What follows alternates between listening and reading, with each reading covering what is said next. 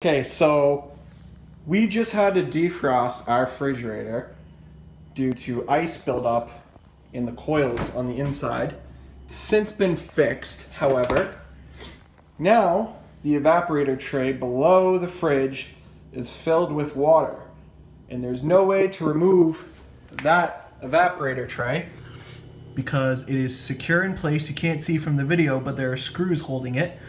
So you can either wait until the coils get hot enough to evaporate all the water, which in this case would probably take some time because it's all the way at the top, or you can make a vacuum to suck the water out. So what I've done is I've taken a Poland Springs bottle and I've attached a bunch of drinking straws together and angled the straws in such a way that it goes underneath the fridge into the drip tray. And then I have cut a hole in the side of this Poland Springs bottle, taped it up as best I could, unscrewed the top, so when the vacuum right here is attached to the top and turned on, it pulls the water through the straw and down into the bottle, and that should solve our problem. So let's check it out.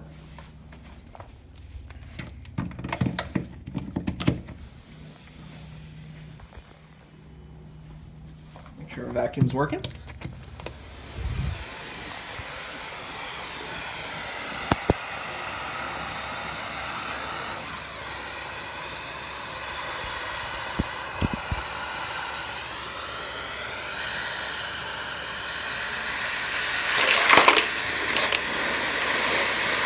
You gotta be careful not to crush the bottle, but as you can see, the water is coming out.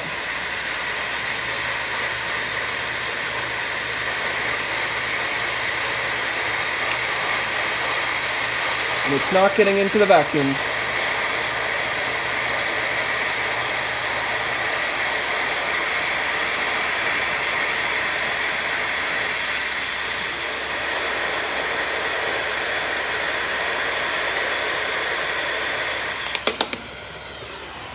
Voila.